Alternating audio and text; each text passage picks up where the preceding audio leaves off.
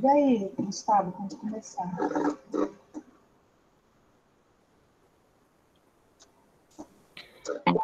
Pode começar, Suzana, já está gravando. Ok, então vamos lá. Boa tarde ou boa noite.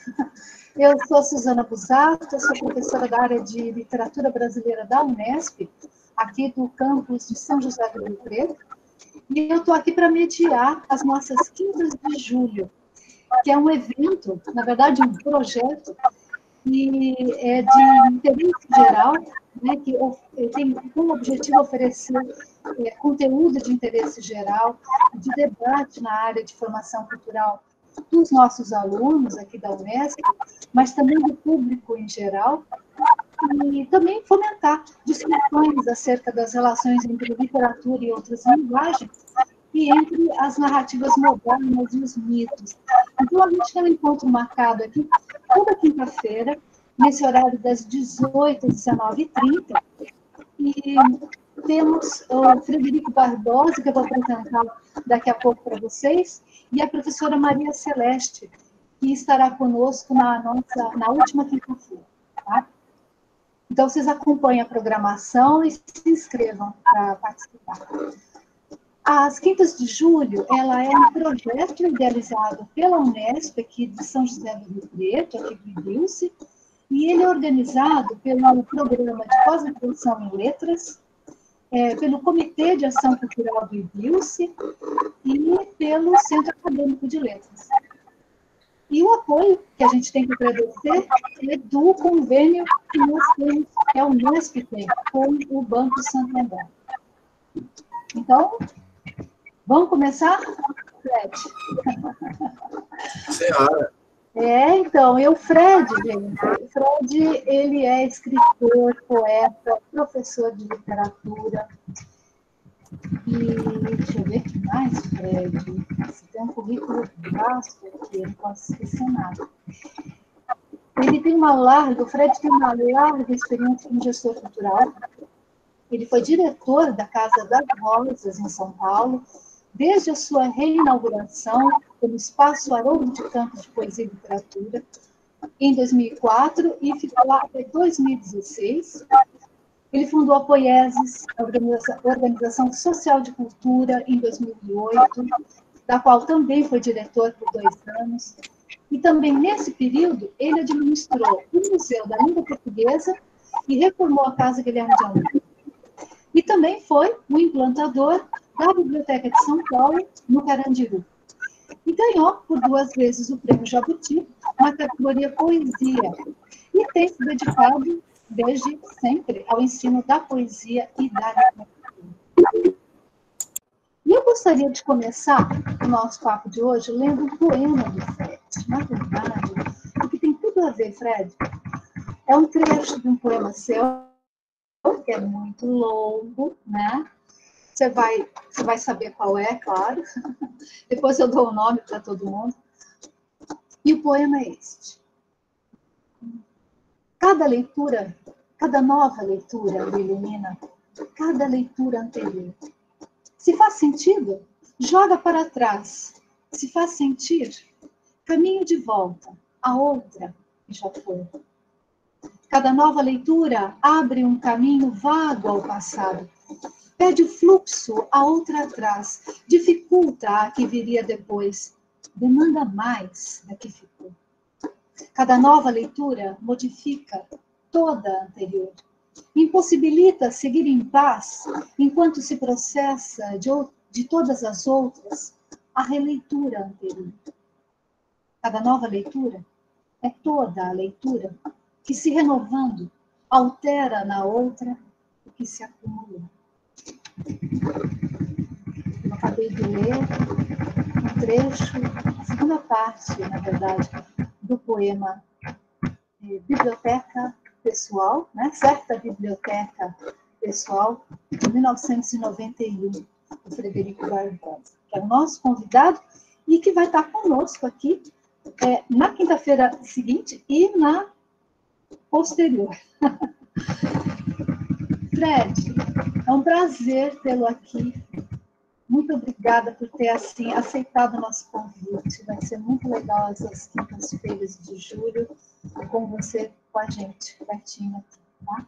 Cada um no seu lugar, mas todo mundo perto, né? Porque, felizmente, a internet, ela é nossa mãe, né? Ela nos une, né? Nos seus braços. Então, é um prazer, Fred.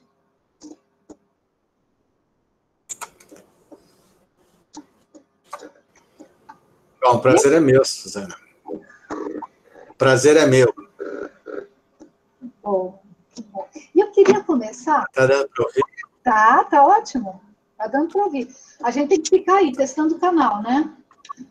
É a função fática do começo ao fim. Bom, Fred, eu gostaria de começar a nosso papo, bate-papo, mas enfim, né? Eu sei que você gosta muito de falar, acho que vai ser... Enfim. Mas, assim, colocando um pouco a situação, colocando um pouco, não a situação, mas colocando um pouco o assunto aqui para todo mundo, né? A gente vai falar de leitura, vai falar de literatura, vai falar de prazeres e desprazeres, né? Nesse sentido. E eu estava pensando a respeito disso tudo e lembrei do nosso grande educador, Paulo Freire, que afirmou num livrinho, né? Fala que é um livrinho essencial, né? Chamado A Importância do Ato de Ler, que é de 1988. E lá nesse livrinho ele tem uma frase da qual eu me lembro sempre, que diz: a leitura do mundo precede a leitura da palavra. Veja, a leitura do mundo precede, vem antes da leitura da palavra. Então, assim, a dimensão do ato de ler parece ir além, então, da mera decodificação de signos linguísticos, não é? Porque ela adquire uma dimensão complexa, né? Pois nos leva a compreender a leitura como um processo que começa com o sentir, né? Com essa dimensão humana do sentir. Então, nós vemos sinais, gestos, sentimos os cheiros, os gostos, as texturas, ouvimos os sons. Bom, afinal, a gente lê um universo de signos, que pouco a pouco na vida da gente vai se tornando simbólico, né? Esse universo convencional, normativo, às vezes, né? E a palavra, ela vai entrando nesse processo também, para mediar a nossa relação com o mundo, né? E aí também entra a escola na vida da gente, né? Entra na vida da criança, do adolescente. E aí também entra a leitura como obrigação. E aí entra o educador, procurando de N formas, né, de N maneiras, fazer o aluno gostar de ler. Bom, aí eu me pergunto, né, Fred, se antes ler um mundo era um exercício natural, por que na escola ele se torna, por vezes, um distrador?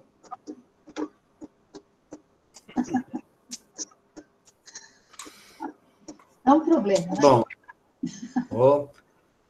vamos lá, vou começar a falar um pouquinho aqui. Primeiro eu queria, de novo, agradecer a Suzana, agradecer a Unesp, né? Gosto muito do IBILSE, já estive várias vezes aí, né? Como o Gustavo falou, já tive a oportunidade de dar algumas oficinas de poesia, e sempre fui muito bem recebido e sempre gostei demais.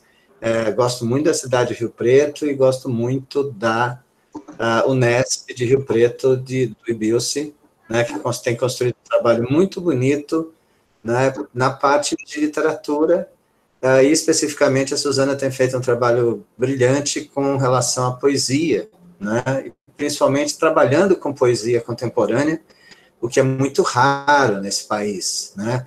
Alguns anos atrás, ninguém falava de escritor vivo, né, parecia que você tinha que morrer primeiro para depois ser comentado.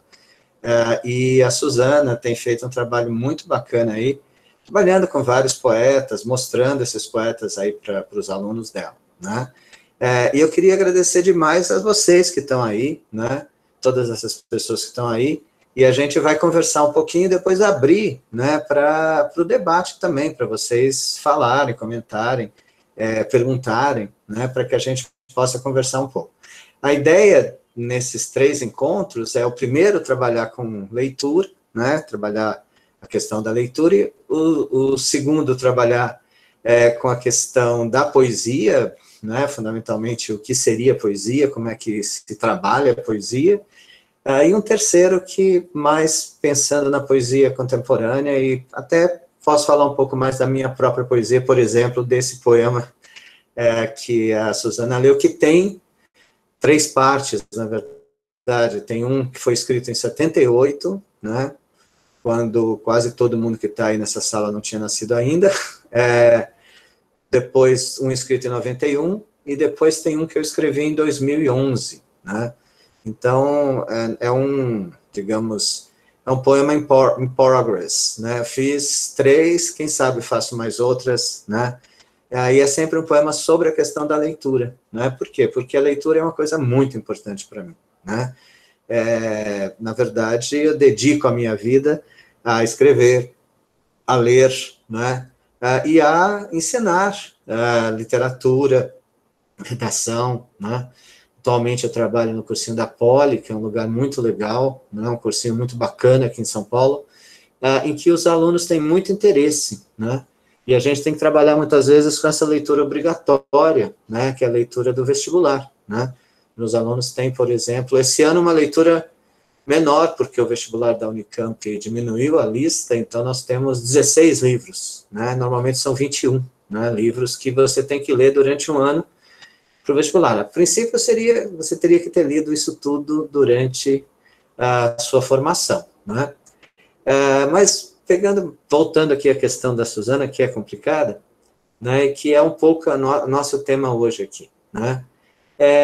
Por que as pessoas não gostam de ler, ou por que as pessoas gostam de ler, né? Por que as pessoas se interessam ou não pela leitura? E como é que a gente pode fazer com que mais pessoas se interessem, né? Como é que a gente pode fazer com que pessoas queiram ler mais? O Brasil é um país em que se lê muito pouco, né? Tem um índice de leitura de cerca de 1 livro por ano, né, por habitante, né, que é muito pouco, né, se você pensar.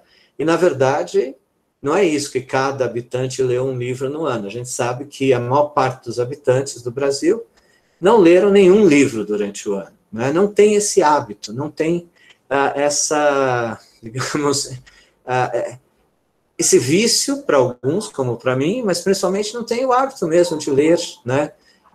Às vezes porque não tem condições. Então, eu queria até começar contando uma história curiosa. Eu organizei, durante alguns anos, umas coleções de livros que saíam no jornal Estado de São Paulo. O livro saía junto com o Estado de São Paulo, no domingo, e a pessoa comprava o jornal e depois pagava, era R$ 1,99, se eu não me engano, né, pelo livro. Tá? Então, pagava R$ 2 pelo livro e levava o livro. E nós organizamos, né, uma série de livros importantes da história da literatura brasileira. Tinha o livro, tinha também dentro do livro uma parte em que eu convidei grandes estudiosos para escreverem sobre o livro. Eu lembro que tinha alguns que eram escritos pelo professor Ivan Teixeira, eu escrevi vários. Tinha vários colegas que eu chamei para escrever, né, sobre esses livros, de certa maneira ajudando as pessoas a entenderem o livro. E o livro saía nas bancas de jornal. Um certo domingo, eu estava numa banca de jornal, chegou uma moça que, evidentemente, era uma moça bastante humilde, né? Depois eu descobri que era, de fato, empregada doméstica, estava aqui em Perdizes, né, trabalhava numa casa, e foi lá e falou para o jornaleiro, que era meu amigo, falou: Beto, você guardou meu livro? E ele falou: guardei, está aqui. E deu o livro para ela, né? E ela pagou os R$ 2.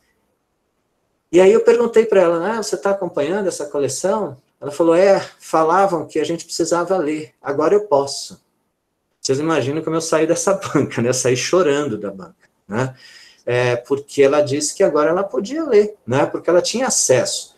Primeiro, porque ela não entrava em livraria, não era uma pessoa que entrava numa livraria, né? Tem muita gente no Brasil que não entra numa livraria porque tem medo de entrar numa livraria, que não sabe o que fazer, que não sabe como pedir um livro, né? Que não sabe o que pode fazer, o que não pode, tem medo mesmo, né? Não sabe se portar. Ela não entrava na livraria, ela não jamais ia ter, né, digamos, o equivalente hoje a um livro, que é o quê? R$40, R$50, um livro, né? Ela jamais daria isso para um livro, né? Mas na banca de jornal, ou seja, tendo acesso ali à banca de jornal e tal, que ficava na rua, né? As bancas estão acabando, inclusive, né? Também. Mas na banca de jornal, e por R$2, ela podia ler. Então, começa por essa questão, né, da leitura no Brasil, que é o acesso ao livro, né? As pessoas têm uma dificuldade de ter acesso ao livro, o livro é muito caro, né? A leitura acaba virando uma coisa de elite, né? E as pessoas realmente não têm acesso. Mas tem alguma coisa anterior muito importante, que é o que a Suzana estava colocando. A gente lê o mundo, né?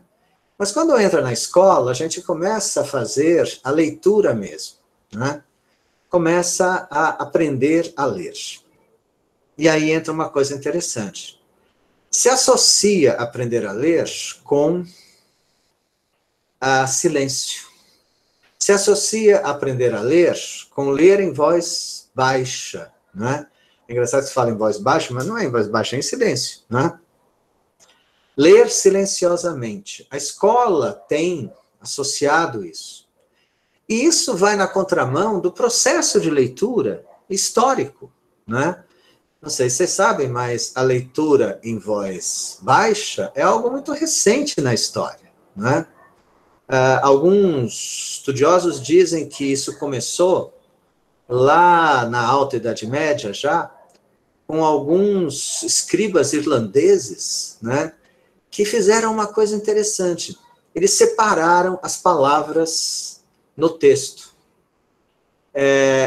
Vocês vão dizer, como assim? É porque na Grécia, em Roma, né, durante milênios, né, a escrita ela era contínua, né? Se você pega um texto original grego, você vai ver que o texto é contínuo, não tem separação de palavras, né? As palavras não estão separadas.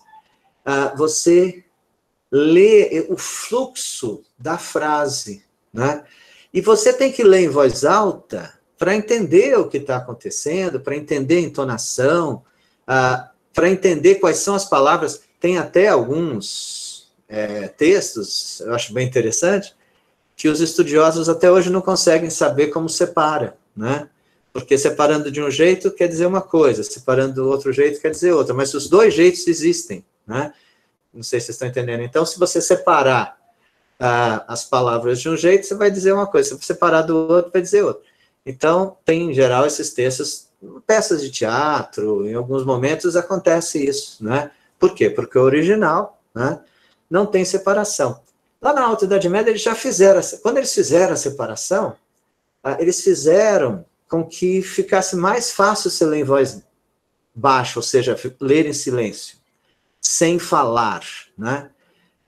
Sem reproduzir, e aí isso que é uma coisa importante, né? Reproduzir esses sinaizinhos que estão na sua frente, né?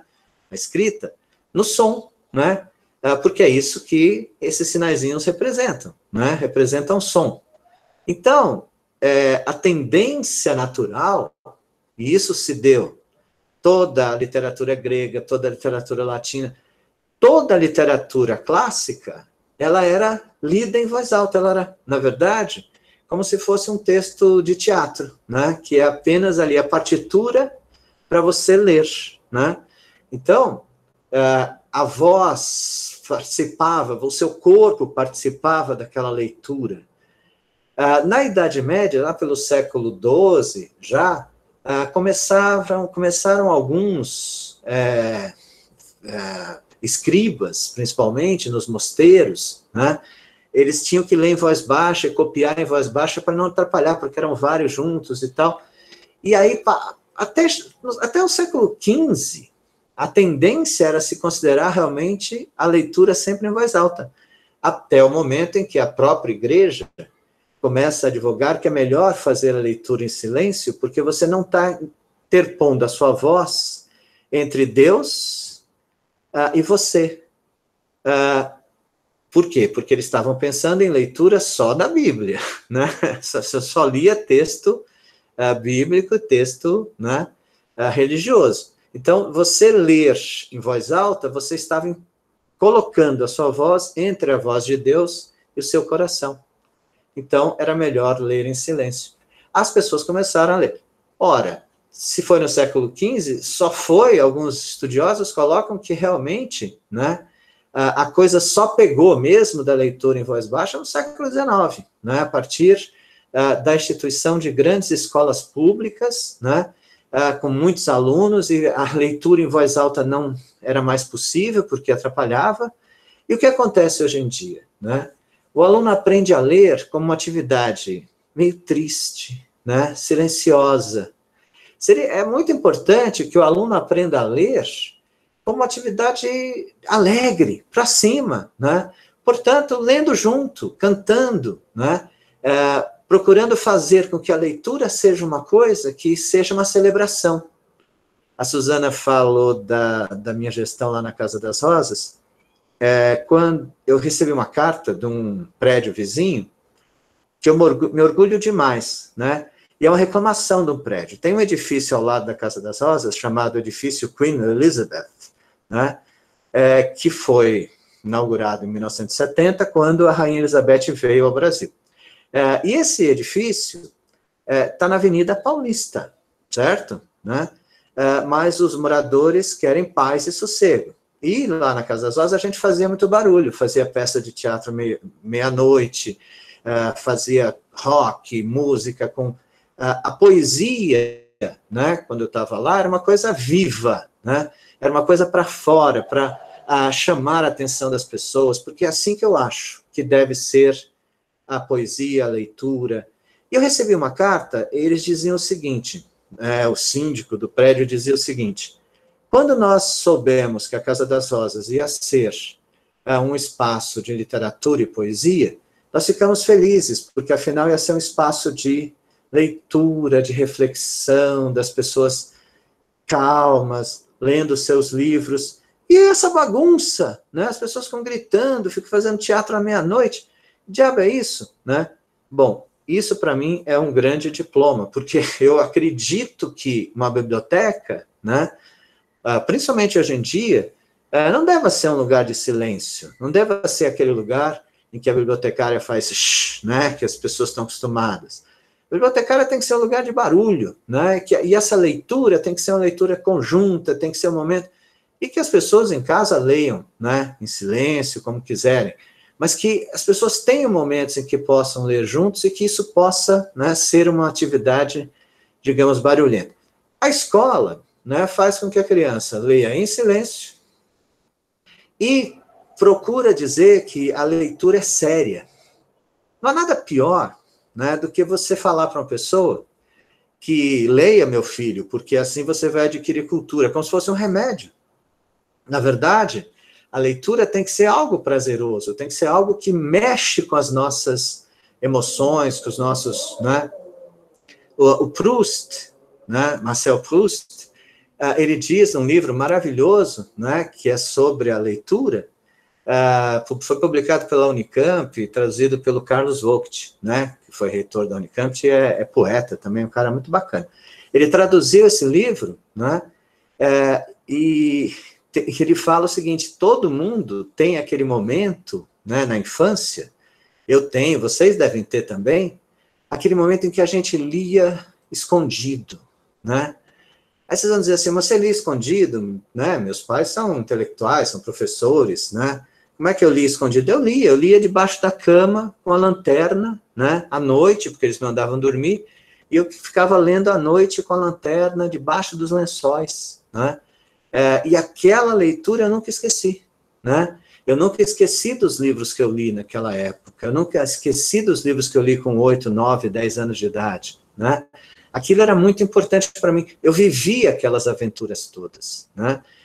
Então, todo mundo, vocês aqui, devem ter, cada um de vocês deve ter essa leitura escondida, deve ter aquele livro que te fascinou, que fez com que você, de certa maneira, né, quisesse se dedicar, uma boa parte de vocês, à literatura, às letras, né, procurasse, né, esse interesse na literatura, lá, pequeno, muitas vezes, mas pode ser também já o adulto, né, de repente você descobre o livro que transforma, que faz com que você goste de ler mais. Agora, né, isso normalmente é uma coisa muito sua, íntima, né, que vem, né, de dentro e que o professor pode ajudar a aflorar, pode incentivar, pode dar oportunidade. Mas o professor, normalmente, infelizmente, ele faz o contrário. E faz, por exemplo, com que a leitura seja sempre algo absolutamente racional, absolutamente centrado, né, numa leitura unívoca, numa leitura, por exemplo, só dos significados, né? Uma vez eu fiz um trabalho com as professoras, e os professores, tinha um professor no ensino fundamental da escola em que eu trabalhava aqui em São Paulo, da Escola Logos. Eu fiz um trabalho eu dava aula no ensino médio, né? E eu fiz um trabalho com o pessoal, na época era o primeiro grau, né? Hoje em dia é o fundamental. Fiz trabalho com as professoras e o professor, né? Trabalhando uma oficina de poesia, trabalhando com a sonoridade, trabalhando com uma série de questões da poesia. E esses professores aplicaram com seus alunos, que tinham de 7, né, a 10 anos, 10, 11 anos de idade, tá? Era o primeiro grau menor na época, não sei como é que chama, é o Fundamental 1, né, hoje em dia. E aí o que aconteceu? Uma das professoras veio me trazer um relato que eu nunca me esqueci, de tão bonito. Ela disse que perguntou para os alunos o que eles queriam ler, se queriam ler poesia, se queriam ler prosa, história, o que eles queriam ler. E a menina falou assim: professora, eu quero ler poesia. E ela perguntou, por quê? Porque eu gosto de poesia, professora. Por que você gosta de poesia? Porque tem barulhinho, né? Era uma menina de 8 anos de idade, né? Eu nunca me esqueci disso, poesia tem barulhinho, né? Eu aprendi isso, né? O Paulo Freire fala também que a gente aprende tanto quanto os alunos, né? Eu aprendi isso, né?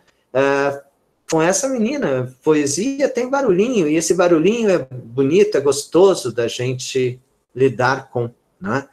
Agora, eu escrevi um texto, até coloquei o link aí, e eu descobri, fui atrás agora, eu nem me lembrava quando, fui perguntar para... Eu escrevi esse texto uma encomenda da Editora Moderna, quando uma grande amiga minha, chamada Maria Tereza de Arruda Campos, era editora da Moderna, e ela me solicitou um texto para mandar para os professores, né? E eu escrevi um texto original, o texto original tinha o título de Sem Medo de Ler Feliz, né?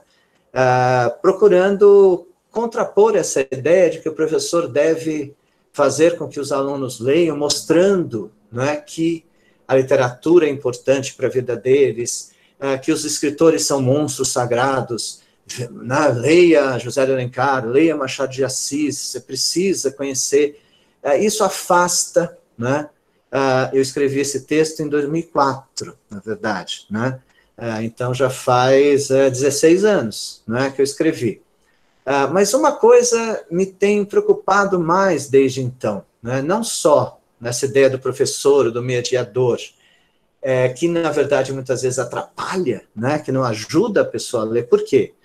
Porque não mostra, por exemplo, que Machado de Assis foi um revolucionário, né? Não mostra que Memórias Póstumas de Brás Cubas é um livro muito engraçado, né? Que ele tira sarro do leitor o tempo inteiro.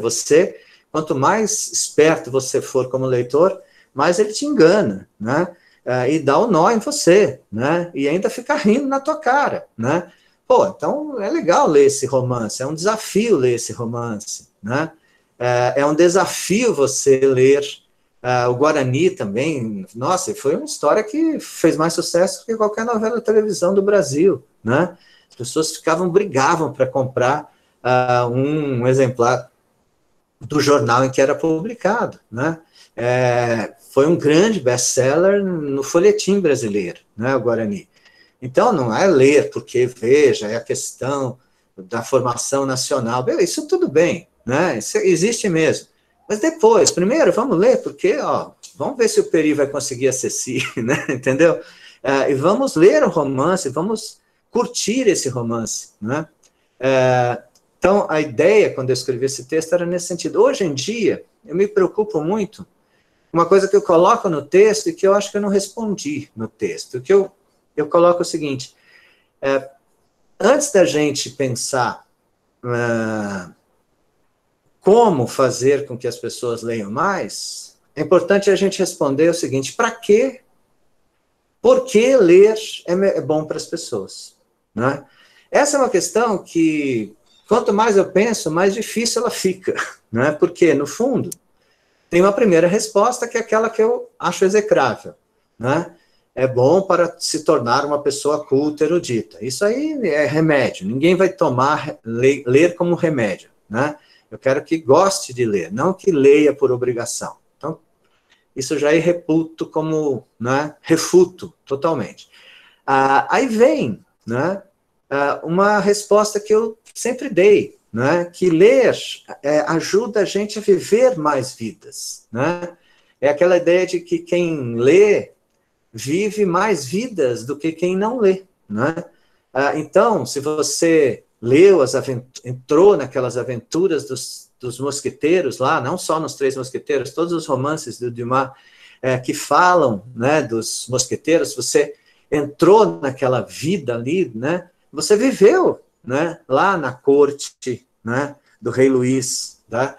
Se você leu Dostoiévski, é impossível você ler Dostoiévski sem você se transferir, né, para Moscou ou São Petersburgo, enfim, para a Rússia no século XIX, né? É impossível você não se apaixonar pelos Karamazov, né?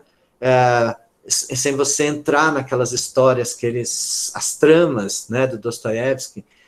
Então, você vive, né? Você fica preso na ilha com Robinson Crusoe, né? Você vira inseto com o Gregor Samsa, né? Então você vive essas vidas todas com essas personagens maravilhosas, né?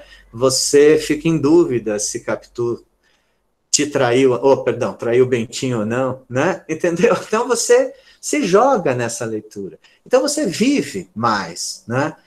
E isso faz com que você tenha uma formação maior, né? Uma formação, digamos, mais humanista, né? Se você possa ver as pessoas de outras maneiras. Mas hoje eu estou tendendo a ver de um outro jeito. Sabe qual é? Porque algumas pessoas eu olho assim e falo, essa pessoa jamais vai ler um livro, né? Eu pego assim, eu olho para o nosso presidente, para os filhos dele, aquela família toda, todo mundo ali, ninguém ali lê um livro, né? Porque para ler um livro, você precisa ter um outro desprendimento, você precisa primeiro se expor. Vou ler um livro, vou sentar na cadeira e vou ler um livro. Agora, uma coisa é você ler um livro de ficção, né? Um romance, um conto, ou mesmo um poema, um livro de poema, que é mais difícil ainda, né? As pessoas têm uma dificuldade de sair da própria casca, delas mesmas. É por isso, por exemplo, que o que faz mais sucesso em termos de leitura é o livro de autoajuda. Né? Por quê? Porque o livro de autoajuda, a princípio, não está criando uma ficção, não está falando de outro tempo, de outro momento, não está falando de outras coisas, está falando do próprio leitor. Né? Então você lê um livro de autoajuda assim, Como Salvar o Meu Casamento. Aí você vai ler, claro que esse livro aí não tem, se você precisa ler esse livro, seu casamento não tem salvação. Né? Mas enfim, você compra o livro e vai ler. Né? Como enriquecer, né? Como ser mais feliz.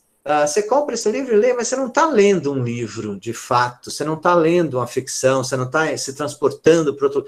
Você está lendo para você mesmo, né? Você está se colocando ali, a pessoa está falando e você está se colocando como posso melhorar. É por isso que a autoajuda faz tanto, autoajuda e livros, romances até, que beiram a autoajuda, né? É interessante como certos romances espíritas que vendem muito, né? Dona Zíbia, por exemplo, é preciso ler essas coisas, é preciso a gente ver o que está sendo. As pessoas compram milhões de livros da Dona Zíbia Gasparetto, né? Ninguém é de ninguém, né? E elas leem mais do que leem Paulo Coelho, estudam, né? E ela consegue mover as pessoas. Por quê? As pessoas acreditam que foram livros psicografados? Sim, mas principalmente porque ela tem uma fórmula, né? E essa fórmula é uma literatura bem moralista, né? Uma literatura que faz com que as pessoas se coloquem lá e se vejam naquela dada situação, né? O que eu estou querendo colocar, então? Que, na verdade, para você ler um romance, para você falar assim, vou ler este romance, não assim porque eu tenho que ler porque cai no vestibular, porque eu tenho que ler porque para a escola, para a faculdade, ou nós, professores, né, Suzana, que a gente tem que ler um monte de coisa porque é obrigação profissional nossa, né? Não isso. Mas, assim, quero ler hoje eu vou ler esse romance. Até é difícil fazer isso, hoje em dia.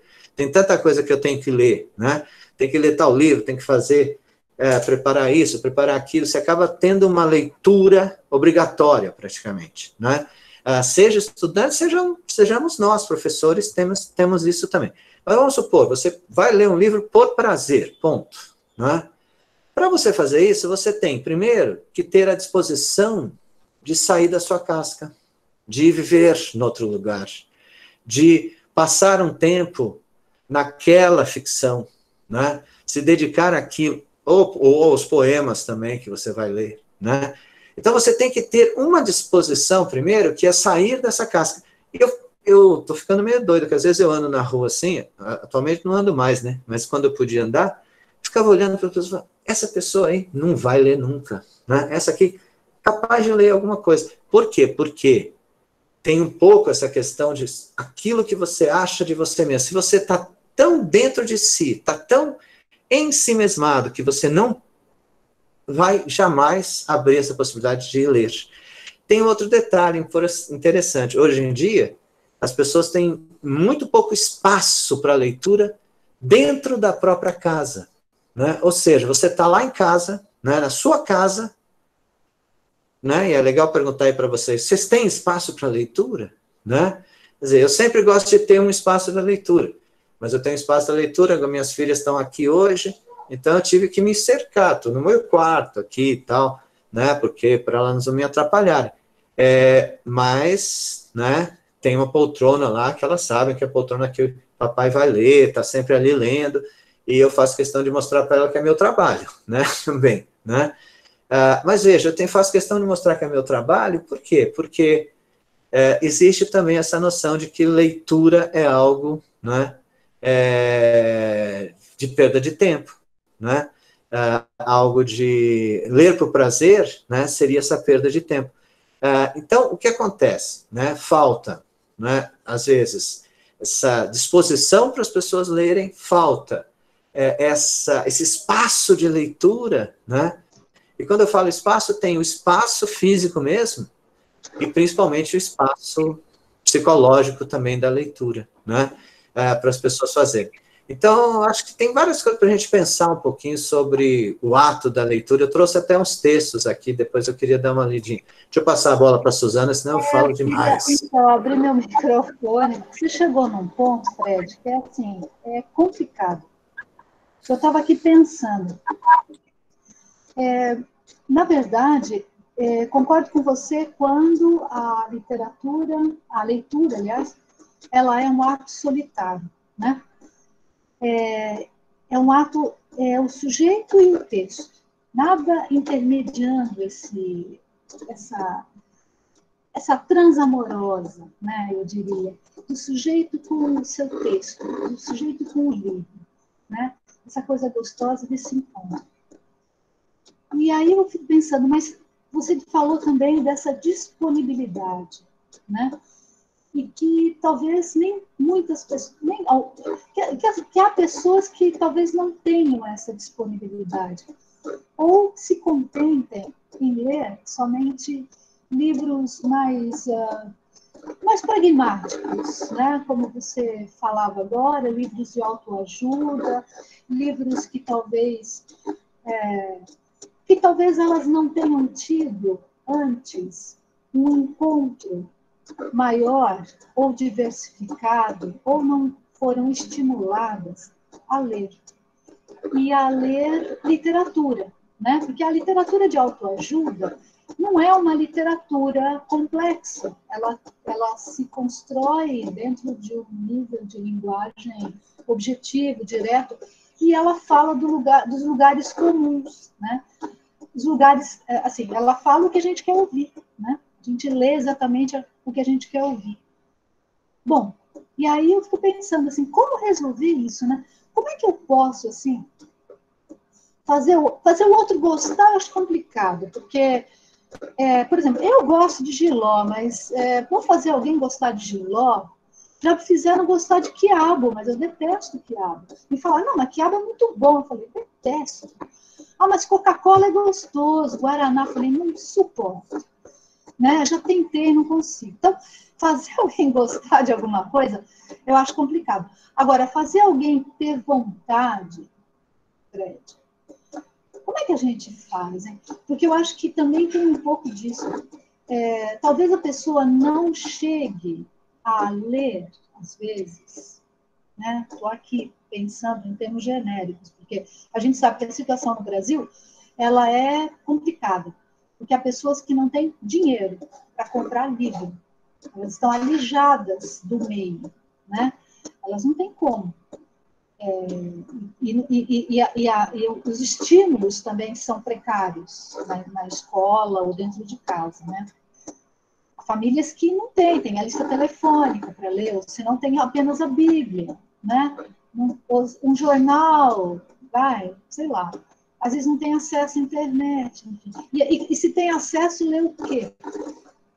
Né? Não tem capacidade de escolha.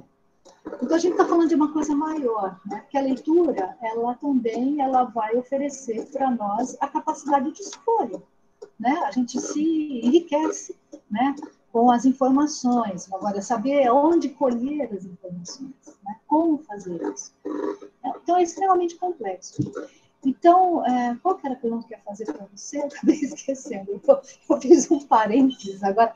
Assim, como resolver essa situação? Como fazer o outro ter vontade, sabe, de ler? E eu me lembrei agora dessa questão dos clássicos, né? Porque você deu uma passada aí, você falou de Machado de Assis, de José de Alencar, você citou vários nomes aí de monstros sagrados, né? A gente são aqueles, às vezes até aqueles autores que a gente gostaria de ter lido, não leu, comprou o livro, não tem coragem de abrir, ou a gente tem vergonha de dizer que não leu. Né? Aí fala, não, li, tá, você leu um trechinho só, mas, enfim. Ou tem vergonha de dizer que não gosta, né? Então, isso mesmo. Né? Não, eu gosto, claro, né? Evidente. Por que eu vou desgostar de um clássico, já que ele está dentro do universo de recepção, né? De expectativa dessa minha comunidade leitora, né? Deixa eu... O que a gente faz com os clássicos aí, né? Por exemplo. Deixa eu só comentar uma coisa que você falou antes, que é essa questão da leitura. Eu não acredito que exista leitura desarmada. Na verdade, todo mundo vai ler um livro com alguma expectativa. Você começa a ler o livro, você tem uma visão daquilo que seria o livro. Ler o livro é, de certa forma, um exercício hermenêutico, interpretar, né? O Gadamer tem uma expressão que eu acho muito legal, que é o círculo hermenêutico. Né? Como é que se dá isso, na verdade? Quando você chega a alguma coisa, você encontra... Para a leitura é ótima essa questão, essa ideia do círculo hermenêutico. Você vai ler um livro, você tem uma certa expectativa. Aí você encontra uma palavra lá, não é? Aí tem assim, quando abro um livro, estou lendo aqui um trecho, um texto que eu quero ler para vocês do Valéry. quando abre um livro, né, então você tem aí você lê esse fragmento e você cria uma expectativa de como vai ser. E vem uma segunda palavra e você está satisfazendo ou não a sua expectativa. E a sua leitura, né, a sua leitura final é a soma dessas expectativas que vai te levando até o fim do livro, né? Ou seja, você tem uma interpretação, anteriormente você tem uma expectativa, você tem uma interpretação da primeira palavra, e depois da segunda, e da terceira, e aí vai lendo o livro. Alguns livros te levam muito fácil nisso. Você espera uma palavra e ela vem, e ela vem, e ela vem. Ou seja, são aquelas leituras que são mais fáceis e que tendem a ser leituras também, muitas vezes mais superficiais, porque dizem aquilo que todo mundo pensa. Não é à toa que Paulo Coelho faz tanto sucesso. Ele conseguiu uma fórmula maravilhosa de dizer exatamente o que a pessoa pensa. Na verdade, quando ele fala uma palavra e vem a outra, a pessoa fala, puxa, era isso mesmo que eu tinha pensado. Aí vai. Então, ele está sempre nesse círculo hermenêutico, ele está sempre rodando essa roda rápido, né? Agora, existem alguns autores que dificultam a leitura, né? Alguns dificultam mais, outros menos, né?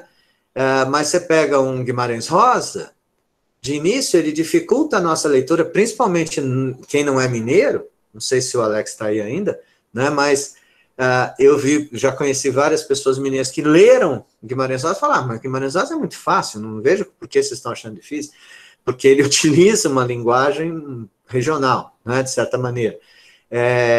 Genial, né, o que ele faz com isso.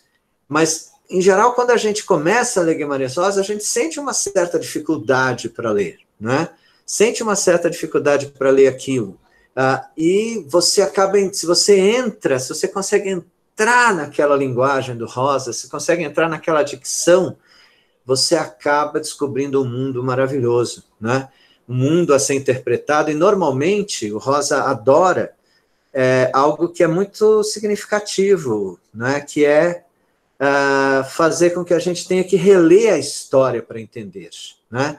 Isso acontece no Grande Sertão Veredas, né? A tendência, depois que você termina o Grande Sertão Veredas, é você querer ler de novo, falar, puxa, será que eu não tinha percebido? Né? Como não percebi? Né? Acontece também com a novela maravilhosa que é Campo Geral, né? Que você acompanha o Miguelim, quando você percebe qual é o problema dele, que eu não vou dizer aqui, né, para não estragar a leitura de ninguém, mas quando você percebe, você tem que ler de novo. Pelo menos na sua cabeça, aquilo volta, e se você vai ler de novo, você lê um outro mundo, né? Sabendo qual é o problema do Miguelim, né? O problema principal dele. Ele consegue fazer com que você leia e releia aquilo, né? Trabalhando com esse, né, círculo hermenêutico que eu estou falando, né? Com esse processo de interpretação, né? Em que você interpreta um trecho, outro trecho, e depois, quando você, no caso do Guimarães Rosa, termina a leitura, você quer ler de novo para verificar, né, como é que você, muitas vezes, não percebeu o centro da narrativa, né? Então, uma coisa, outros autores são tão complexos, dificultam tanto, por exemplo, o Joyce é muito difícil de ler, né? E tem gente que não gosta e pronto, né? Já vi várias pessoas que hoje em dia têm coragem de dizer que não gostam do Joyce, né? E eu acho absolutamente, né, tranquilo, não acho nada errado você não gostar. Por quê? Porque é tão encrencado, é tão enrolado, né? Tão difícil que você não tem prazer, né, naquilo, né? Que você não consegue girar esse círculo, né? Você não consegue passar de interpretação, ou para você ter prazer é só numa palavra, no outro, num jogo de palavras, e não consegue, né, muitas vezes, ter a leitura, coisa que não acontece, por exemplo, com Beckett, né, que você consegue ler, embora seja difícil também, né, embora seja uma leitura complexa, mas que você tem essa fluência maior do que tem, por exemplo, na linguagem do Joyce. Agora, Então, eu queria colocar para você que eu não acho que você, qualquer leitor, chega nu para ler um livro, não é só você e o livro, né? Existe muita coisa entre você e o livro, né? E essas coisas podem ajudar ou atrapalhar a sua fruição do livro, né? E o processo de leitura, né? Eu falei do Valéry, né?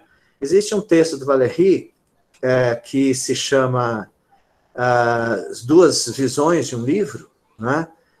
Esse texto vocês podem encontrar na internet, foi publicado no Suplemento Literário Minas Gerais, em 2002, uma tradução de uma moça chamada, deixa eu ver, Dorothée de... Sumiu aqui o título, o nome dela todo, né? Mas depois eu falo para vocês que tem mais aqui embaixo, né? E o que é que ele diz aqui no texto? Ele diz uma coisa muito bonita, eu queria ler para vocês o comecinho. Ele diz assim, quando abro um livro, ele oferece aos meus olhos dois modos muito distintos de eu me interessar por ele. Propõe à função dos olhos dois usos alternativos. Pode sugerir que eles, os olhos, iniciem um movimento regular, que se comunica e prossegue de palavra em palavra ao longo de uma linha. Renasce na linha seguinte, depois de um salto que não conta, e provoca em seu desenrolar uma quantidade de reações mentais sucessivas, cujo efeito comum é destruir a cada instante a percepção visual dos signos, substituindo-a por lembranças e combinações de lembranças. Olha que legal como ele descreve o processo da leitura, né? Que você procura, tem muito a ver com aquilo que eu falei do Gadamer, né? Do círculo hermenêutico, né? Você vai de uma palavra para outra palavra, né?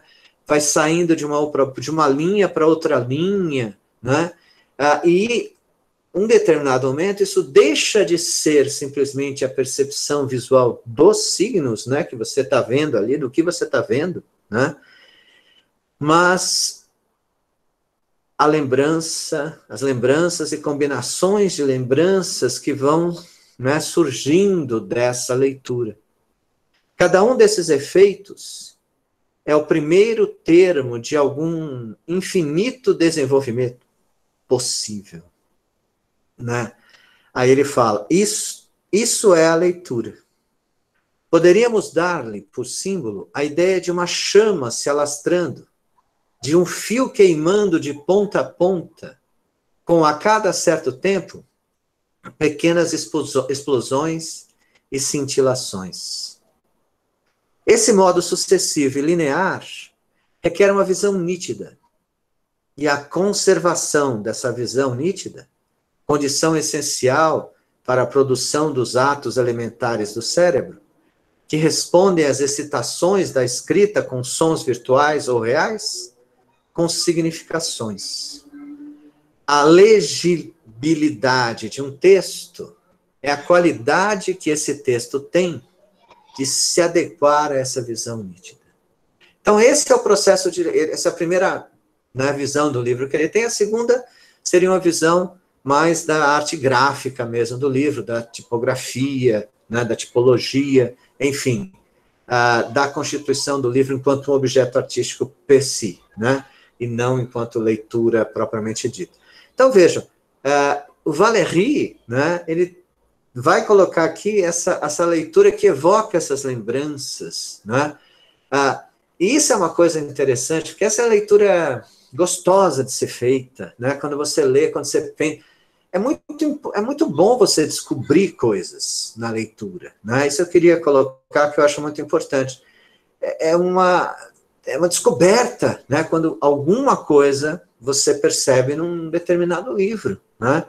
Às vezes porque você lê o livro umas vezes e não consegue entender alguma coisa, e quando você entende, né?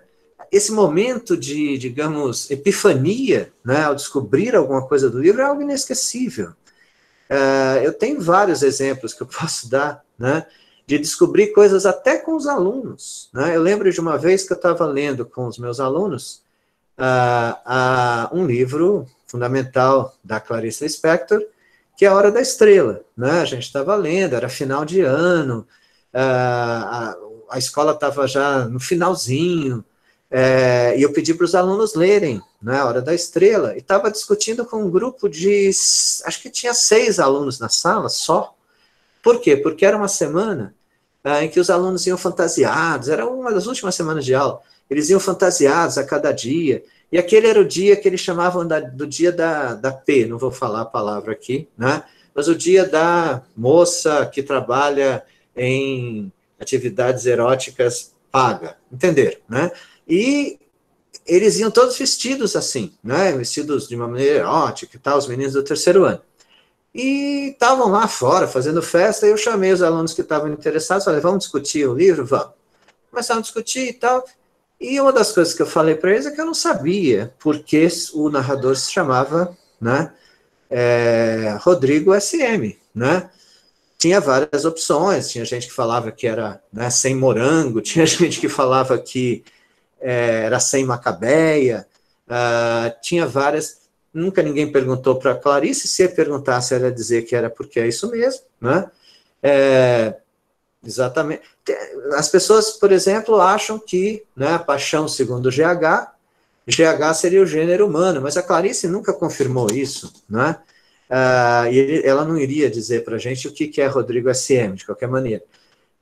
Estava lá conversando com ele sobre isso, e de repente entrou uma menina na sala, vestida assim com couro, chicote, falou, eu vou te mandar para fora, venham todos para fora, não sei o quê, brincando, né, eu falei para ela, não, para com isso, para com essa coisa SM. Eu falei, como? Aí os alunos todos pararam, né, e a gente falou, espera um pouquinho, e a menina ficou meio assim, o que foi? Fora, tchau. Mandamos a menina para fora, e começamos a ler o livro e falar, não, Rodrigo SM é sadomasoquista, lógico, o Rodrigo é sadomasoquista, né?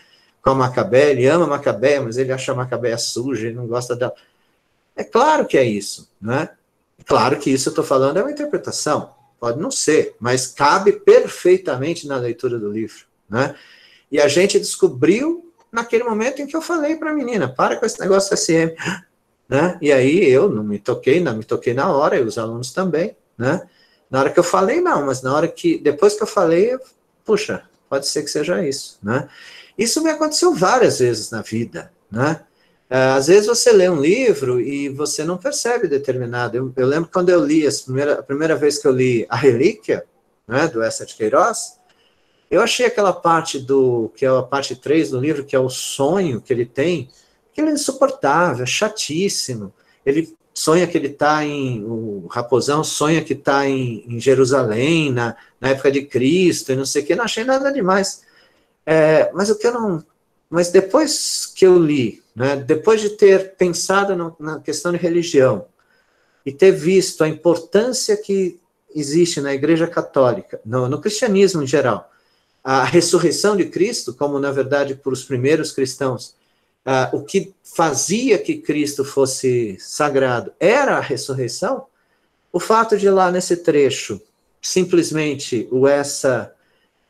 demolir a ressurreição, dizer que não houve ressurreição nenhuma, que eles pegaram o corpo de Cristo, depois esconderam, e quando Maria Madalena foi ver, não estava mais no túmulo, ele destrói com a Igreja Católica, ele destrói com o cristianismo, né? Ele tira toda a questão sagrada de Cristo naquela cena.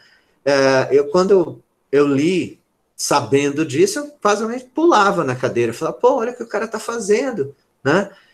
E é isso que acontece muitas vezes. Às vezes você lê sem conhecimento, e quando você sabe de uma coisa, você acaba, né? Quando aquela leitura te lembra outras coisas, aí você começa a entender melhor, né? Suzana. Fred, a gente recebeu várias perguntas aqui e vários comentários. Eu queria, assim, começar a ler para você, porque tem um pessoal que está... Posso fazer tem dois comentários. Um comentário, são duas perguntas, na verdade. Eu acho que tem a ver que você... Claro. Agora. Um é da Alana Agra, que pergunta assim, toda leitura não seria, então, importante, mesmo que Espera um pouquinho, seja... eu não entendi o começo, fala de novo. Aliás, a Alana é minha amiga lá de Campina Grande, né? Super legal, você está aí, Alana, legal mesmo, fico contente. Diga aí, Suzana. Ela pergunta assim, toda leitura não seria, então, importante, mesmo que seja gasparento? Só de tirar a pessoa da sua casca? E aí, quero casar com uma outra pergunta, que é da Adriana Carolina, Hipólito de Assis, que pergunta assim, diretamente para você. Sua posição é elitista com relação à leitura de literatura, você não acha, Fred? Acho que essas duas perguntas estão mais ou menos próximas. Tá legal. Eu acho que tem duas coisas aí. Primeiro, deixa eu falar um pouquinho sobre a coisa que a Alana falou, que qualquer leitura é importante. Claro que é, né? A leitura da Dona Zíbia é importante, né? É importante, é melhor que as pessoas leiam, né?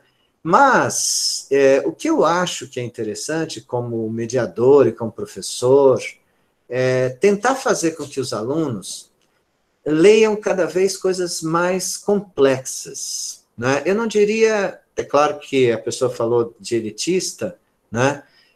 Não diria que é uma postura elitista, mas é uma postura seguinte, se você lê coisas mais complexas, né?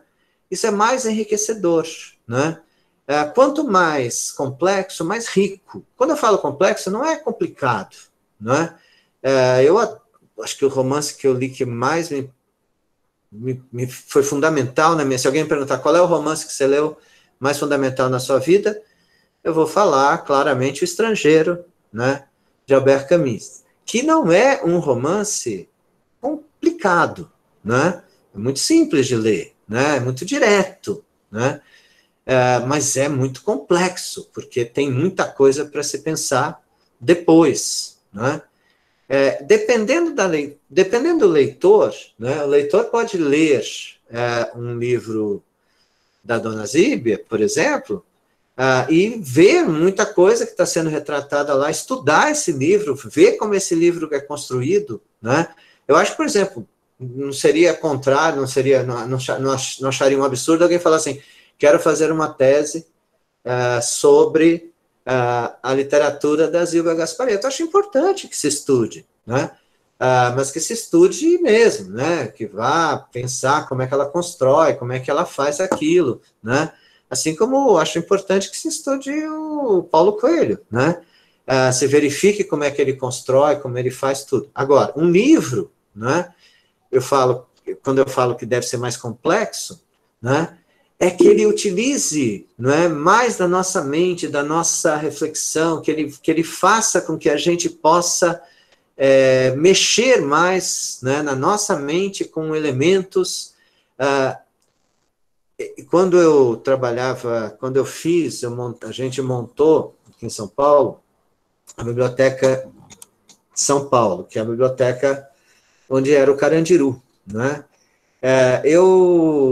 No curto período que a gente ficou lá, dirigindo a biblioteca, eu procurei fazer com que os atendentes tivessem uma lista de obras que partissem das obras mais simplistas, mais simples, né? Essas mais de autoajuda, como eu estava falando, para chegar a coisas mais complexas, né? Indicassem isso para as pessoas. E fazer questão de levar também ter na biblioteca essas obras. Já teve uma discussão aqui em São Paulo que eu acabei me metendo sem querer, que era o seguinte, as bibliotecárias queriam comprar Paulo Coelho, e a diretora da divisão de bibliotecas aqui de São Paulo, que era minha amiga, queridíssima, não queria comprar. E elas vieram perguntar para mim, as bibliotecárias, sem falar que estavam brigando com a chefe delas, e estava fazendo uma palestra, e elas perguntaram, você acha que na biblioteca deve ter Paulo Coelho? Eu falei, claro, tem que ter, né? tem que ter Paulo Coelho, tem que ter acesso a isso. Pronto, elas foram levar, né, para a chefe delas, né, estavam brigando porque elas queriam que tivesse e a chefe não queria. Mas eu realmente acho que tem que ter. Então, por exemplo, eu falei de um livro aqui, mas na época estava esse livro aí rolando, que era assim, Como Blindar o Seu Casamento. Era de um casal que tinha um programa na Rede Record, acho que ainda tem até hoje, não sei. Que eles falam de como proteger o seu casamento contra as intempéries, né, do mundo moderno. Enfim,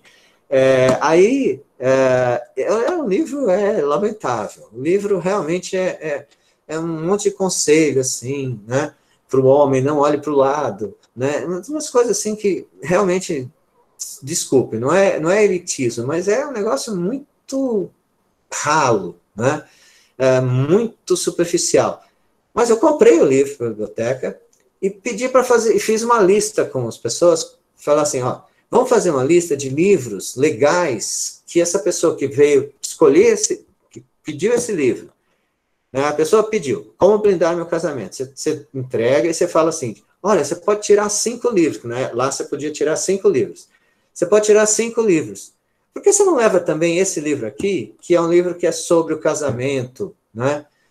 No século XIX no Brasil e tal, sobre um cara que acha que foi traído e não sabe se foi ou não foi e tal. A gente não sabe, ele acha que foi, né? Chamado Dom Casmurro, né? E também tem esse aqui, ó, russo, muito legal, é grandão, mas acho que dá para você ler, tal, chamando Ana Karenina, né? E tem esse aqui, que é o pai de todos os livros sobre, né, casamento, traição, escambau, se chama Madame Bovary, do Flaubert, né? E aconteceu de algumas pessoas tirarem o Como Blindar Seu Casamento e levar também o Madame Bovary, né? E de ler o Madame Bovary, eu falei, gente, salvamos uma alma, né? Tem uma pessoa que está lendo Madame Bovary, né? Por quê? Porque você pode associar essas coisas. Então, o que eu acho que a gente, como professor, como mediador de leitura, a gente tem que promover uma leitura mais sofisticada. Não adianta, uma coisa que eu acho que é interessante é pensar o seguinte, não adianta nada eu ficar querendo só dar aquilo que a mídia está promovendo para os meus alunos, né? Porque eles vão ler aquilo, quer queira ou não, né? Vão ler de qualquer jeito, né? É interessante eu pegar o Harry Potter e mostrar, ó, tem uma literatura medieval, né? Que tem a ver com essa coisa de magia, né? Aí tem o Bruno Javelin, que eu acho um livro bem interessante, embora bem populares, né? Best-seller, mas interessante. Mas aí tem essa coisa do Rei Arthur, vamos ler outras coisas do Rei Arthur. Até o cara lê lá o Chrétien de Troyes, que foi o cara que escreveu no século XII, quem sabe, né? Então, assim, a gente pode, né, a partir do Harry Potter, abrir uma porta para um mundo de leitura que pode ser uma leitura mais complexa, né, mais significativa nesse sentido de ter mais elementos para que a gente possa observar. Ligado a essa questão, você falou da mediação agora, né? Tem acho que não sei se eu estou sabendo pronunciar direito o nome, é o Mendel Silva de Souza, o Mendel. Diz aqui que existem muitas literaturas com palavreados rebuscados que acabam distanciando o público mais jovem, ou aqueles que devem se iniciar no processo de leitura. E é interessante isso que ela diz, ou ele diz, né? Desculpa, eu não sei quem está escrevendo, mas me lembrou justamente uma autora que começou a reescrever o Machado de Assis. Você lembra, Fred? Começou a mudar as palavras no texto do Machado de Assis. Deu uma maior polêmica no 99, na época, porque ela falou que era muito difícil para o público adolescente, o público jovem, compreender o vocabulário. Então, ela começou a reescrever o Machado de Assis. Aí eu me lembrei daquelas coleções pocketbooks, sabe? Da Edições de Ouro, que adaptavam essas literaturas. Madame Bovary, por exemplo, né? Estava lá, na coleçãozinha, né? E vários outros, né? Então, são edições que talvez facilitem para chamar a atenção desse primeiro leitor. Mas, muitas vezes, as adaptações, elas retiram do texto literário muito do sabor dele. Eu me lembro, eu fui leitora dessas no ginásio, né? Eu fiz a 5ª série, 6ª, 7ª, eu era leitora dessas edições. Aí, eu vou fazer uma pergunta minha, vou ligar, tá? Os HQs, as adaptações dos clássicos da nossa literatura brasileira, como Memórias de um Sargento de Milícias, da Histórias em Quadrinhos, não sei se você já viu, por exemplo, a Ruth Rocha adaptou a Odisseia, também mais em prosa, né? Não história em quadrinhos, mas... O que você acha disso, né? Porque é tão difícil, como é que...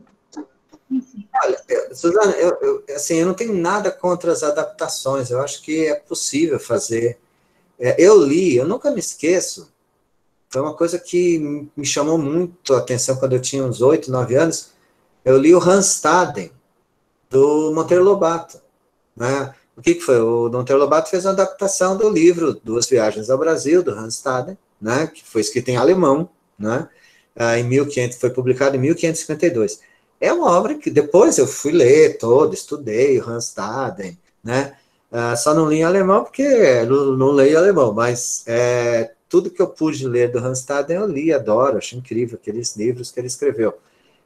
Mas a primeira leitura que eu fiz foi ali, né? Na adaptação do Monteiro Lobato, como li várias outras coisas, 12 Trabalhos de Hércules, tinha vários livros que o Monteiro Lobato adaptou e que é muito legal, né? Acho que é bacana a Ruth Rocha adaptar a Odisseia, né? Para os jovens lerem a Odisseia, claro, que sabendo que é uma adaptação e que depois você pode ler, né? A obra mais significativa, né? Ler o original, né? Se você conseguir estudar grego, até o original em grego, né? O máximo disso, né? Então, é interessante a adaptação, faz com que as pessoas se interessem. Eu acho que é possível fazer isso. Agora, simplesmente pegar o livro e mudar a linguagem, eu acho que não. Acho que é legal a adaptação, legal se adaptar, né? De repente fazer uma adaptação do Memórias Póstumas é possível, né? Mas tem que ser uma coisa criativa, interessante, inteligente, também como o Machado faz. Existem adaptações e adaptações, né? A história em quadrinho é uma coisa. Existem boas adaptações. Eu tenho 2 amigos queridíssimos que são cartunistas, assim, sensacionais. Eles foram meus alunos, né? O Gabriel Bá e o Fábio Moon, né? Não sei se vocês conhecem. O Gabriel e o Fabinho fizeram uma adaptação incrível do Alienista, maravilhosa, né? E fizeram uma adaptação que ganhou o prêmio Eisner, etc., dos 2 irmãos do Milton Atum, né? E é linda a adaptação, é fantástico, eles têm um desenho incrível, têm uma narrativa incrível, eles sabem fazer o negócio, né? Eles são cartunistas, né, de primeiríssima qualidade, ganharam 2 vezes o Eisner, né, que é o Nobel, Oscar dos quadrinhos, né? Então, assim, eu li os deles, achei incrível, já li um ou outro que é mais fraquinho, né? E tudo depende, né, da qualidade também de quem está fazendo a adaptação, né? É claro. Mas eu acho que é uma forma interessante, muitas vezes, das pessoas se aproximarem, né, da literatura. O perigo, às vezes, é só ficar só na adaptação, né, você ficar só ali naquela coisa... uma coisa que essa pergunta me suscitou é que, às vezes, é errado mesmo você pedir para um aluno ler, né, um livro que tem um vocabulário, uma forma de escrever que é muito distante da realidade dele, né? Eu já errei, já acertei, já errei nisso com os alunos muitas vezes, né? Mas, por exemplo, eu tenho certeza que está errado você mandar as pessoas lerem Iracema na 7ª série, né? Hoje em dia seria o 8º ano, né? Antigamente era essa praga, me mandaram ler na 7ª série, eu achei insuportável Iracema, né? Na 7ª série, achei horrível, né?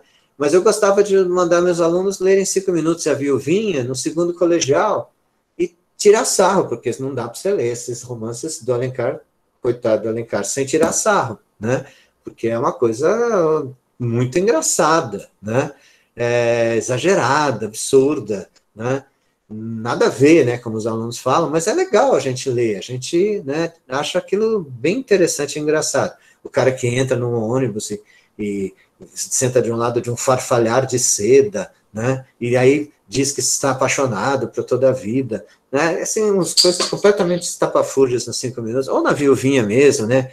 O cara tá com a barba, ninguém reconhece que é o cara, né? Então, essas coisas absurdas que tem muito nas novelas de televisão estão lá nesses romances do Alencar já. Mas só um detalhe que eu acho engraçado, eu já escrevi sobre isso, mas que eu acho curioso. Uma vez eu pedi para uma 6ª série, que eu dava aula, né, que hoje em dia seria 7º ano, né, eu pedi para eles lerem Alexandre e os Outros Heróis, do Graciliano, que eu acho um livro muito engraçado, muito divertido, né, pedi para eles lerem. E eles ficaram revoltados, eles não entendiam nada, né, e tinha na classe 2 meninos que tinham, um menino e uma menina, que tinham acabado de chegar do Pará, são meus amigos até hoje, né, mas já estão 40 e tantos anos, mas eles tinham acabado de chegar do Pará, começaram a ler, e o menino, o pessoal reclamando, que não estava entendendo nada e tal, criou uma revolta na classe, e o menino chegou para mim, assim, off, e falou, Fred, mas esses paulistas são burros, né, bicho? Falei, como assim que os paulistas são burros? Não estou entendendo tudo, é muito engraçado o livro, estou entendendo tudo, mas esses paulistas são burros e chatos reclamando com você, estava me defendendo, né? E eu achei muito engraçado, porque ele estava falando, por quê? Porque ele entendia tudo, né? Porque era a linguagem dele, o Graciliano Ramos, né? Era a linguagem do Nordeste, do Pará, tal, enfim, um pouco diferente, mas ele entendia tudo, né? Então, às vezes você erra e às vezes você acerta. Mas eu acho que é preciso tomar cuidado com essa questão da linguagem, e principalmente com a questão da faixa etária, na hora que você, né, você pede para um aluno ler, e sabe que o livro está escrito com uma linguagem complicada, não vai dar para ele entender aquele livro específico naquele momento, sem dúvida. Tem tanto comentário aqui, eu tenho medo de não poder. Mas tem um aqui do... eu passei. É do Mário, né, Mário? O Mário tinha feito aqui uma pergunta. Por que ler poesia é tão difícil? Tá. Aí... É isso mesmo, né, Mário? Ele me perguntou. Por que ler livro de poesia é mais difícil? Olha, tem 2 razões que eu acho que são importantes para pensar nisso. Um livro de poesia, normalmente, a não ser que seja um poema épico, como os Lusíadas, né, que aí tem outro nível de dificuldade que depois a gente pode falar. Mas, normalmente, a gente está pensando quando fala livro de poesia, Claro Enigma, né, que está na lista do vestibular da FUVEST esse ano, né? Os poemas escolhidos do Gregório de Matos, tá? Idem. São livros, na verdade, que em cada poema é independente, né? Que não é um livro, não conta uma história, né, de cabo a rabo, como os Lusíadas contam, como os romances contam. Então, você tem que ler cada poema individualmente. Agora, ler poesia é mais complicado, porque você, ao ler, para começo de conversa, porque ler poesia não é ler só o conteúdo, né? O mais importante da poesia é ler o conteúdo e ler a forma que foi, né? Claro que no romance isso também rola, mas no romance o que acontece? Normalmente você tem lá a história, você vai acompanhando a história, né? Pode ter, começa nesse lugar, depois volta para outro, né? Ter flashbacks, quando começa a ter muito, às vezes fica tão difícil ler um romance quanto ler um poema, né? Porque no poema você precisa ler a forma, né? Você precisa ver como é que ele utilizou a sonoridade, o ritmo, né? Para dizer alguma coisa, né? Os poemas, eles dizem muito quando você começa a ler a forma também, né? Então, quando você vai ler lá, então, vamos pegar, por exemplo, você lê Olavo Bilac, aí você vai ler um poema que ele fala sobre, que se chama, um poema intitulado A um Poeta, né? Em que ele diz assim, que o poeta trabalha e teima e lima e sofre e sua. Você pega esse verso, né? Só esse verso tem muita coisa bacana. Ele está dizendo o quê? Que o poeta trabalha e teima, e lima, e sofre, e sua. Então, a gente já percebe que o poeta trabalha bastante a linguagem, né? Ele trabalha, teima, lima, sofre, e sua. Beleza. Além disso, você tem o e em todo canto. Normalmente seria assim, trabalha, teima, lima, sofre e sua. Mas ele escreveu assim, trabalha, e teima, e lima, e sofre, e sua. Tem esse e, que é chamada, a figura de linguagem que é chamada polissíndeto, que não interessa o nome, mas o que interessa é perceber que ele usa o e para quê? Para marcar o esforço do poeta, o cansaço do poeta, a repetição. Trabalha, e teima, e lima, e sofre, e sua. Né? E mais ainda, aí você percebe que nas vogais tônicas de cada uma dessas palavras, desses verbos que estão aí, estão na seguinte ordem, ó, trabalha, teima, e, lima, i, sofre, o, sua, u. Então, você tem o a, e, i, o, u, né, que ele colocou aí nesse verso. Ou seja, né, é um verso que tem um monte de coisa para ser lida, não só que ele está dizendo que o poeta trabalha. E no poema, inclusive, ele diz o seguinte, que o poeta tem que trabalhar muito, e isso não tem que aparecer, tem que ficar discreto, né? É o que acontece nesse verso. Tem muita gente, eu já vi milhões de pessoas, conheci milhares de pessoas, né, que já leram esse poema e que não perceberam que é trabalha, teima, lima, sofre, sua, que tem esse I-O-U, né? Então, ele faz aquilo que ele diz, né? Trabalha, pensa nas coisas, organiza isso. Então, ler um poema, estou falando do Bilac, mas, sabe, um poema modernista, a mesma coisa, né? Você lê um poema do Drummond que parece ingênuo e pouca coisa, né? Como, por exemplo, o poema Quadrilha, né? João amava Teresa, que amava Raimundo, que amava Maria, que amava Maria, que amava João, Raimundo, que amava Joaquim, que amava Lili, que não amava ninguém, né? Então, essa é a primeira estrofe, né? João amava Teresa, que amava Raimundo, que amava Maria, que amava Joaquim, que amava Lili, que não amava ninguém. Vocês reparem que tem orações subordinadas, na verdade, né, que ficam encadeadas, né? O amava que, amava que, amava que. Então, é uma oração encadeada na outra, são várias orações subordinadas, né? Ora, isso é porque as pessoas estão encadeadas, né? Uma manda a outra, como... Aí, da segunda estrofe tem assim, João foi para os Estados Unidos, Teresa para o convento, Raimundo morreu de desastre, Maria ficou para tia, Joaquim suicidou-se e Lili casou com J. Pinto Fernandes, que não tinha entrado na história. Então, reparem que na segunda estrofe você tem só orações coordenadas, por quê? Porque eles estão separados, né? João foi para os Estados Unidos, Teresa para o convento. A Teresa para o convento já tem outra história aí, muito importante, que tem uma Teresa que foi para o convento e que morre de amor, que é um romance do Camilo Castelo Branco chamado Amor de Perdição, né?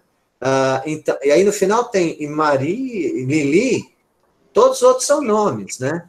Raimundo, João, José, nomes super comuns, né? José não tem, né? João, Raimundo, né? Joaquim, né?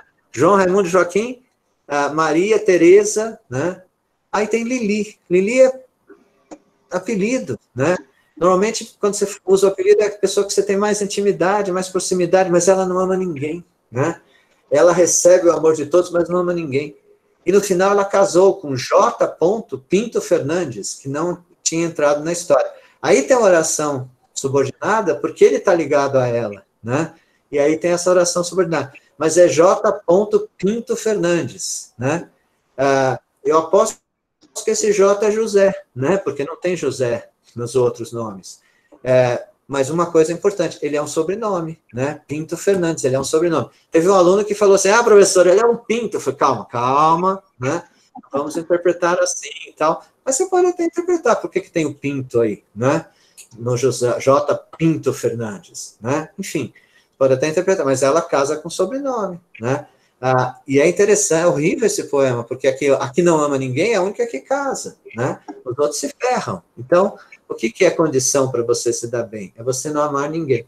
Bom, eu estou falando tudo isso, poesia parece simples, né? Mas por isso que é legal poesia, porque possibilita mil interpretações, possibilita você ir percebendo as coisas que o poeta, mesmo quando um poema parece tão simples como esse Quadrilha do Drummond, você consegue interpretar mil coisas interessantes. O Rafael Puertas de Miranda disse assim: Frederico, concordo plenamente com a ideia que apresentou a respeito da maneira pela qual os professores devam transmitir a boa literatura para os seus alunos. Leitura em voz alta, cheia de alegria, envolvente. Não seria o caso de os cursos de letras brasileiros fortalecerem e implementarem disciplinas de leitura expressiva? O que você acha disso? Do jeito que está é o suficiente? Sabe se alguém já escreveu sobre isso? Olha, sem dúvida. E o Rafael é um grande professor, eu conheço o Rafael, né? Ele é um grande professor, trabalha... É Mogi, né, que você mora? Não sei, mas enfim, por aí. E o Santo André, enfim, mas o Rafael tem um trabalho muito bonito com os alunos, né, que eu sei, e os alunos dele, em geral, gostam muito de literatura. Não à toa, né, porque ele gosta muito de literatura e declama os poemas de uma forma super legal, né, divertida, né, empolgante. Isso empolga os alunos. Agora, na universidade, eu não sei se isso existe. É interessante, a gente fez, eu me lembro que eu convidei o Marco Pezão, recentemente faleceu ano passado, mas um dos criadores do Sarau da Cooperifa, para dar cursos de como as pessoas falam, né, falar poesia, né, apresentar os poemas. Isso é uma coisa que é importante as pessoas aprenderem mesmo, né, e não sei, na universidade é tão difícil ter curso até sobre poesia contemporânea, quanto mais o falar da poesia. O que eu acho que seria interessante para toda a universidade brasileira, eu já falei isso várias vezes, que eu acho que toda universidade, de todo curso de letras nesse país, imagine, são muitos, né? Todo curso de letras tinha que ter um escritor residente, né? Isso já aconteceu, eu me lembro que teve uma época que o ERJ tinha, o FRJ tinha, eu acho, né, no Rio de Janeiro, não sei aqui em São Paulo se chegou a ter, mas eu acho que tinha que ser obrigatório, além, né, o MEC tem assim, lá tem para ter curso de letras, você tem que ter isso, tem que ter um poeta, um romancista, sei lá, um escritor residente. Então, se todo curso tivesse um escritor e que tivesse também a obrigação de conversar com os alunos, etc. Tem muito curso que tem professores que são poetas. A Suzana mesmo é poeta e é professora, né? Mas não conta, a Suzana não contaria. Contaria só, né, porque ela é uma professora de carreira, ela fez mestrado, doutorado, né, pós-doutorado, o diabo 4, né? Então, assim, ela fez a carreira dela universitária, né, brilhante, além de ser uma poeta maravilhosa. Mas ela não contaria. Contaria o cara, eu poderia contar, né, porque eu não tenho essa carreira, e poderia ir para ficar lá conversando com as pessoas, né? O cara escreve uma coisa, me traz para eu ver, faço uma palestra aqui, uma coisa lá. Estou falando eu e vários poetas e escritores, romancistas e tal. Eu acho que isso seria uma revolução na literatura do Brasil, tanto do ponto de vista do sustento dos escritores, né, quanto, principalmente, do ponto de vista da associação das universidades com a literatura contemporânea, né, porque boa parte delas param os estudos, eu, por exemplo, no cursinho, né, por exemplo, em geral, eu paro de dar aula na década de 40, né, a maior parte das universidades no Brasil param na Clarice, no João Cabral e no Guimarães Rosa, né? Param lá na geração de 45, tá? Algumas ainda avançam e tal, tem alguma coisa a mais. Hoje em dia tem muitas que já tratam da poesia concreta, né? Sendo que a poesia concreta tem um só que resta, né, mesmo, graças a Deus resta, espero que reste muitos anos, mas que já está com 89 anos, né, que vai fazer 90 anos o ano que vem, né, que é o Augusto de Campos. Mas, reparem, a poesia concreta já está estabelecida, né, não tem mais o que discutir e tal, já fez a sua carreira, né, tá aí, são grandes escritores que fizeram. Então, seria interessante essa questão dos escritores se aproximarem da universidade e a universidade se aproximar dos escritores, porque certamente ganharia muito nisso. O Samuel Beckett passou um tempo lá em Ohio, por exemplo, tem uma peça chamada Ohio Impromptu, que ele foi, né? O Oppenheimer, quando estava em Stanford, levou o Eliot para ficar um ano lá, enfim, tem várias histórias de escritores que tiveram essa aproximação com as universidades e sempre foi muito profícua, né? E seria legal se estivesse aqui no Brasil. Fred, a gente está, assim, no último minuto do nosso bate-papo, só que eu não queria deixar sem ler o comentário da Lívia Cristine. O interessante porque surgiu, o comentário dela é semelhante ao comentário de uma das alunas, ou mais de uma, minhas, da disciplina de literatura infantil juvenil. Certo. E ela diz o seguinte, se você puder, assim, fazer um comentário em 2 minutos, a gente pode... É meio difícil, mas... Ela disse o seguinte, eu acho essas afirmações de certas literaturas como caminho para chegarem a literaturas mais complexas, ou, nas palavras do professor, mais significativas, um pouco problemáticas. É como se estivesse fazendo uma classificação de melhor para pior, reduzindo a significância de literaturas como a juvenil e a jovem adulta contemporânea, como se Harry Potter e outros só tivessem valor provisório, ou seja, fosse uma ponte para chegar, né? Uhum. Eu acho que talvez tenha dado a entender que existia uma certa escadinha, degraus, né, para chegar aqui. O que você acha desse comentário? É isso ou não? Não, eu acho que não. Harry Potter, por exemplo, eu acho que como literatura juvenil é sensacional, é uma coisa impressionante, né? Como ela conseguiu construir, né, uma obra monumental, contra o mercado, lançando livros com 800 páginas. Eu acho que, assim, merece todo o meu respeito e louvor, tá? Se eu dei a impressão de que é só uma escada, não é. É no sentido de ir para uma literatura mais adulta mesmo, né? Eu acho que existe, o Harry Potter é uma literatura juvenil, né? Sem dúvida, genial como literatura juvenil, assim como a Ruth Rocha, genial como literatura infantil, né? Assim como o Monteiro Lobato foi incrível, né? Como escritor, assim como Pedro Bandeira, um escritor sensacional, né? Que tem coisas incríveis, né? Estou pensando em alguns aí que eu conheço e que eu gosto muito, né? Então, e a literatura, eu acho que no Brasil, por exemplo, é engraçado, eu não vejo, acho que o Brasil carece, pelo menos eu acho, eu conheço, né?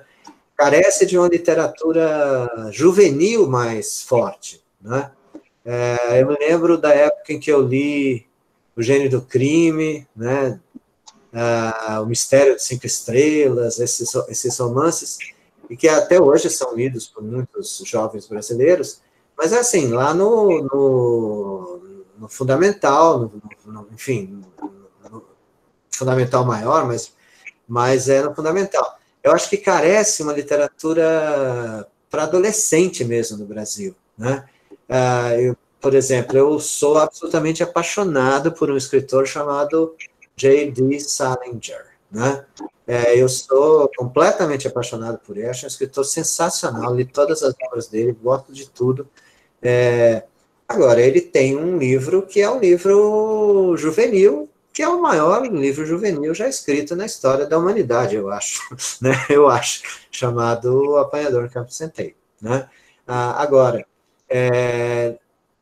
acho, no entanto, que O Apanhador no Campo de Centeio tem uma série de complexidades, uma série de coisas interessantes para a gente descobrir, né? Que, né, vão muito, né, além de uma obra que fique só na literatura juvenil, mas não com desprezo falar só, né, mas no sentido de que é preciso evoluir, é claro, né, e acho que falta no Brasil, não sei, o que eu vejo no Brasil é uma literatura infantil muito sólida, muito rica, com escritores, assim, muito bacanas, né, Ricardo Azevedo, gente sensacional, né, que escreveu para crianças, Ziraldo mesmo, né? Agora, para adolescente propriamente dito, né, para ali, para o cara que está com entre 15 e 17 anos, é que eu acho que falta um pouco no Brasil. Mas não acho que é inferior à literatura, mas eu acho que existe uma passagem, viu? Eu acho que isso é uma coisa importante. E essa passagem no Brasil é curiosa. Eu acho que o momento de crise, de maior ruptura de leitura no Brasil, se dá exatamente nessa fase, né? Por quê? Porque o cara, até quando estava na 8ª série, 9º ano, ele lê bastante, ele tem literatura interessante para ele nessa fase.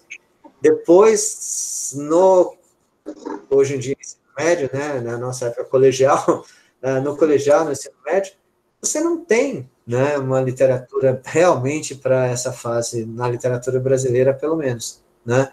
Então, é um momento que as pessoas param de ler, né?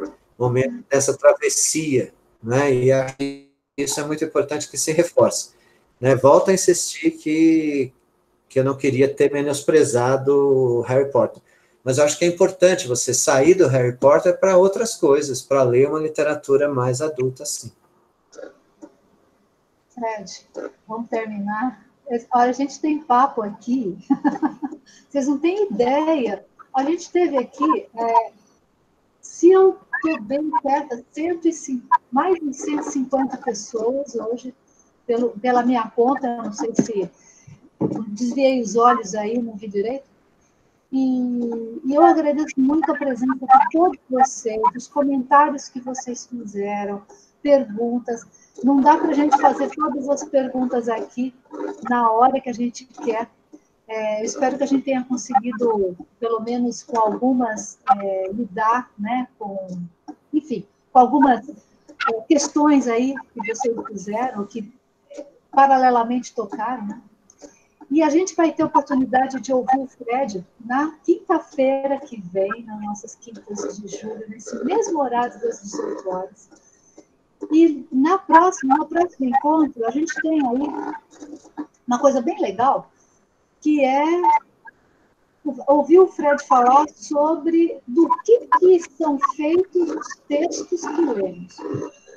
Sabe aquela história de pegar um brinquedo, destruí-lo, para saber o que tem dentro?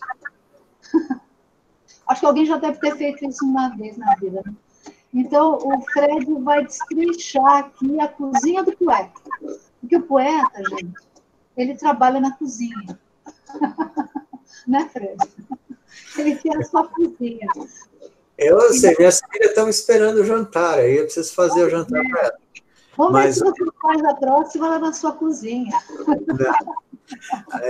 Eu queria super agradecer a presença de todos vocês. Essa coisa que vocês falaram 2 vezes sobre o elitismo, eu acho que é legal pensar, estou pensando sobre isso aqui, né? Talvez tenha um pouco, sim, de você achar que uma literatura é melhor que a outra, né? Mas, enfim, talvez tenha isso na minha formação, sim, né?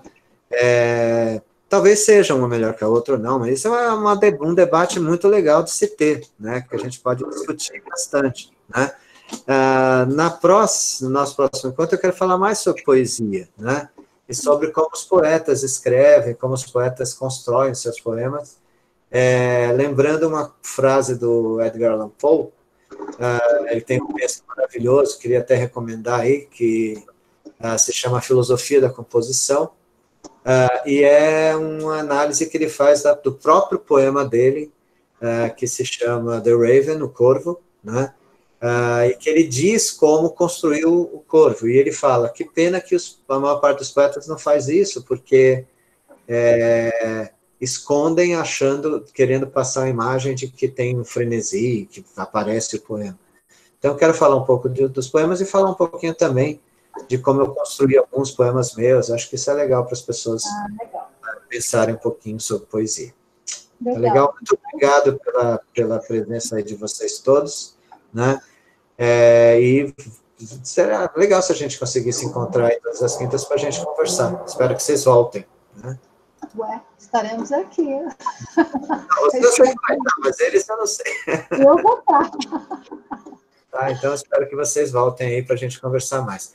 E as questões que vocês têm, todas, mandem para a Suzana que ela responde. Não, estou brincando. Me coloca no meio aí.